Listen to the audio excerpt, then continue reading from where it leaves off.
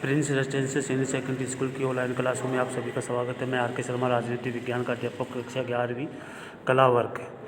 देखिए, आपका जो पहले जो चल रहा था धर्मनिरपेक्ष की आलोचनाओं के बारे में अपन चर्चा कर रहे थे कि कौन कौन सी आलोचनाएं हैं। इसके बाद अगली जो आलोचना है, आज की तारीख में जो आलोचनाएं आपके सामने हैं वो है अतिशय अक्षेपकारी नीति जो है किस प्रकार की है, उसके बारे में अपन चर्चा करेंगे कि ये अक्षेप नीति क्या है, किस प्रकार की है। तो देखिए, अक्षेप नीति के बारे में अपन चर्चा कर रहे हैं।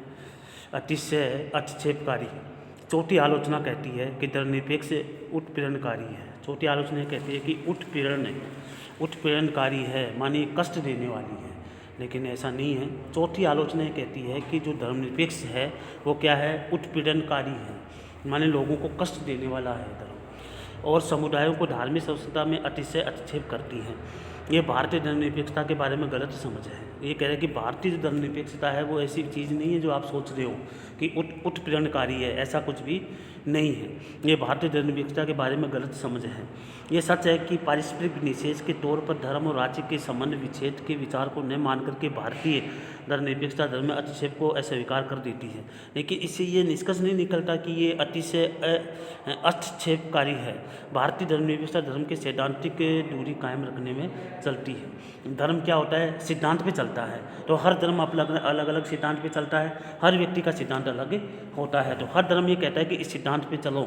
इसलिए ये जरूरी नहीं कि अपन को सिद्धांत के अनुसार चलना है। तो भारतीय जो धर्मनिरपेक्ष जो कहता है ना, वो ये कहता है धर्म सैद्धांतिक पर चलने वाला सिस्टम है, इसलिए अपन नियम के अनुसार ही चलना चाहिए। अक्षेप की गुंजाइश बनाती है। इसके अतिरिक्त अक्षेप का मतलब अपने आप में उत्पीड़नकारी अक्षेप नहीं होता। ये कह रहे हैं कि जो नियम से नहीं चलता है ना, जब उसको रोका जाता है, और जो रोकने को क्या कहा जाता है कि अक्षेप किया जा रहा है, नहीं रोका जा रहा है, नहीं रोका जा रहा, क्योंकि नियम के अनुसार आपको चलना पड़ेगा। आप अपने धर्म के अनुसार चलते हो तो वो नियम के अनुसार चलो, दूसरे धर्म की आलोचना करने की आवश्यकता नहीं है। तो भारतीय धर्मनिरपेक्ष ये कहता है कि आप अपने धर्म की रक्षा करो, कोई प्रॉब्लम नहीं है, आप धर्म के अनुसार चलो, कोई समस्या नहीं है, लेकिन दूसरे धर्म की आप विरोध करो या दूसरे धर्म की आलोचना कर रहे हो या दूसरे धर्म की जो है आप बाधा पहुँचा रहे हो, वो गलत है। ये बिल्कुल सही है कि भारतीय धर्मनिरपेक्ष राज्य सत्ता समर्थित धार्मिक सुधार की इजाज़त देता है, लेकिन इसे ऊपर से आरोपित किए गए बदलाव और उत्पीड़नकारी हस्तक्षेप के समान नहीं माना जाना चाहिए। लेकिन ये आपत्ति तो की जा सकती है, क्या हमेशा ऐसा होता है? फिर विभिन्न धर्मों के निजी कानून में सुधार अभी तक क्यों नहीं हुआ? भारतीय राज्य के समक्ष ये बड़ी दुविधा रही है कि एक धर्मनिरपेक्षवादी निजी कानून को संविधान द्वारा संरक्षित और समुदाय विशेष के अधिकारों के रूप में देखा जा सकता है। वह इन कानून का विरोध भी कर सकता है क्योंकि महिलाओं को बराबरी का दर्जा नहीं देती, इसलिए अन्यायपूर्ण है। साथ ही ये भी कहा जा सकता है कि कानून धर्मनिरपेक्षता के बुनियादी सिद्धांत का तिरस्कार करता है। इन्हें अंतर धार्मिक वर्चस्व से स्वतंत्रता की अभिव्यक्ति की समझ भी समझा जा सकता है और अंत धार्मिक वर्चस्व की मिसाल मानी जाती है। तो ये कह रहे हैं कि ऐसा कुछ भी नहीं है कि अब महिलाओं को अलग समझा जाता है या पुरुषों को अलग, महिलाओं से अलग माना जाता है, ऐसा कुछ भी नहीं है। लेकिन जो राज्य है, जो कानून है, वो सबको समान मानता है। ऐसे आंतरिक टकराव किसी जटिल सिद्धांत के स्वाभाविक अंग होते हैं। अगर टकराव हो रहे हैं या विरोध जो हो रहा है वो क्या हो रहा है, जटिल सिद्धांत के स्वाभाविक अंग को माना जाता है। तो हर लोग ये जानते हैं कि मेरा धर्म सबसे ज़्यादा है, इस टकराव होने का सबसे बड़ा कारण माना जाता है। लेकिन ज़रूरी नहीं कि हमेशा हमारे साथ ऐसी व्यवस्था रहेगी। कानून अलग अलग धर्म में विवाह है, उत्तराधिकार है या अन्य पारिवारिक मामलों को संचालित करते हैं। निजी कानून को इस तरह से सुधारा जा सकता है। अल्पसंख्यक अधिकारियों के साथ साथ पुरुष और महिलाओं के बीच में बराबरी का मिसाल बने रहे, ऐसे सुधार बलपूर्वक या राज्य सत्ता के जरिए नहीं लाए जा सकते। लेकिन राज्य इससे पूरी दूरी बनाए रखने की नीति भी नहीं अपना सकता। अगर कहे कि सब इसमें परिवर्तन लाया जाए, ये लाया जाए, बलपूर्वक कोई भी परिवर्तन नहीं लाया जा सकता। बलपूर्वक यानी जबरदस्ती किसी से कोई धर्म नहीं अपनाया जा सकता। अगर सुधार लाना है तो बलपूर्वक नहीं लाया जा सकता, वो भावनाओं को ही चेंज करना होगा।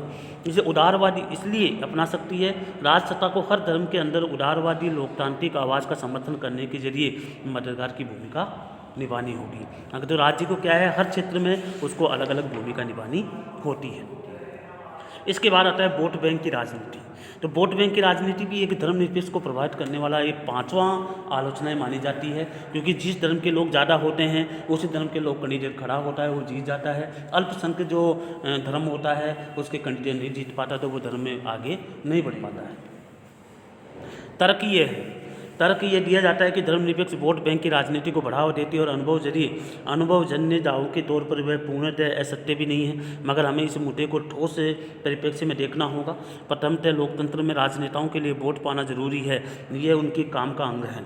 इसलिए लोकतांत्रिक राजनीतिक बड़ी हद तक ऐसी है कि लोगों के किसी भी समूह के पीछे लगने या वोट पाने का खातिर वो नीति बनाने का वादा करने के लिए राजनेताएं 200 देना उचित नहीं होगा। राजनेता कहते हैं कि हाँ, मैं अगर जीत गया, मैं अगर राजनीति में आ गया तो मैं आपको ऐसे सुधार करूंगा, ऐसे करूंगा, ऐसा करूंगा, वो गलत है। राजनेता का काम ही होता है इस प्रकार अपनी वोट नीति बनाना, ठीक है, अपने वोट को प्राप्त करना। तो उसको राजनेताओं को जो दोष देना उचित नहीं है। उनका काम ही है कि मुझे राजनीति में जाना है तो किस प्रकार जाना है।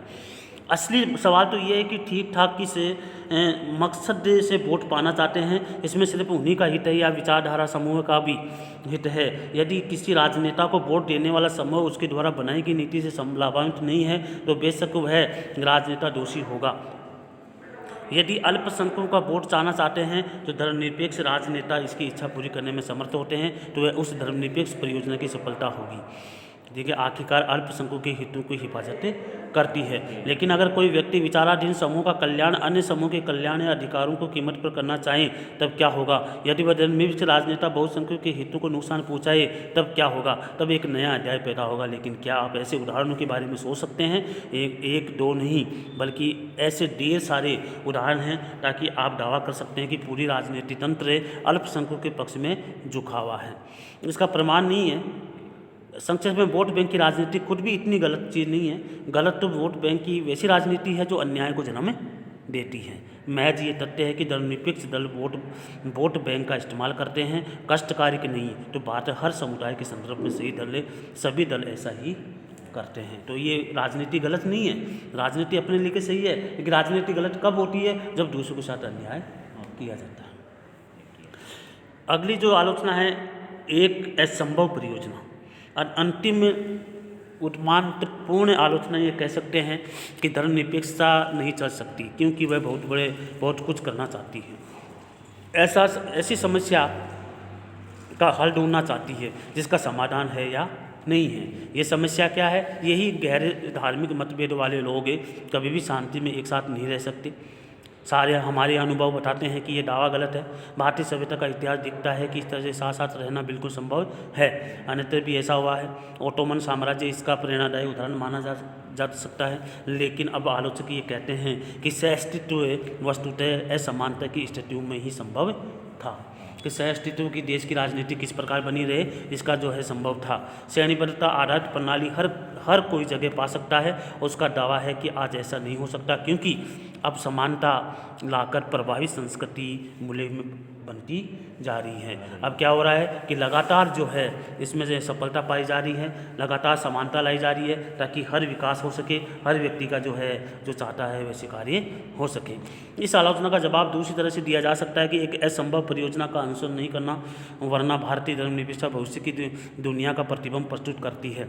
बाद में महान प्रयोग किए जा रहे हैं जिसे समुचित दुनिया बहुत पैनी निगाहों से बड़े चाव से देख रही है। ऐसा कहना ठीक नहीं है। ठीक है, तो अतीत में उपनिवेश के देशों से लोग अब पश्चिम के मुल्कों से प्रवास कर रहे हैं। वैश्वीकरण में तेज़ी आने के साथ पूरे विश्व में लोगों को गतिशीलता अभूतपूर्व ढंग से बढ़ी है।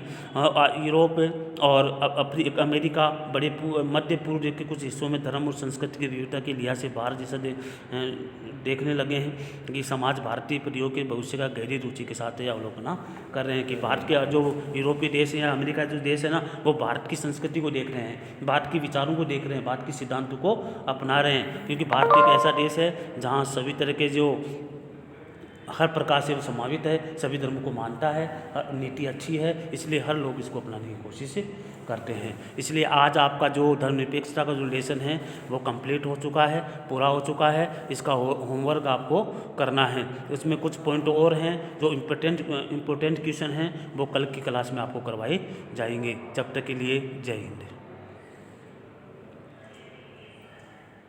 और जो विद्यार्थी जो राजनीति विज्ञान में हैं वो विशेषकर ध्यान दें, टाइम पे जो है गृह कार्य करें, और किसी प्रकार की कोई समस्या है वो मेरे से अवगत कर सकते हैं, अवगत करवाएं और मेरे से संपर्क करें ताकि आपकी समस्याओं का समाधान कर सकूं। और किसी प्रकार की कोई समस्याएं आपके सामने हैं तो वो ज़रूर संपर्क करें ताकि आपकी समस्याओं का समाधान हो सके। आज की क्लास में आपको इतना ही पढ़ाया जाएगा और कुछ पॉइंट और हैं, इंपॉर्टेंट क्वेश्चन हैं जो हमेशा एग्जाम में आते हैं, प्रतियोगिता में आते हैं, वो कल आपको करवाए जाएंगे। जब तक के लिए जय हिंद।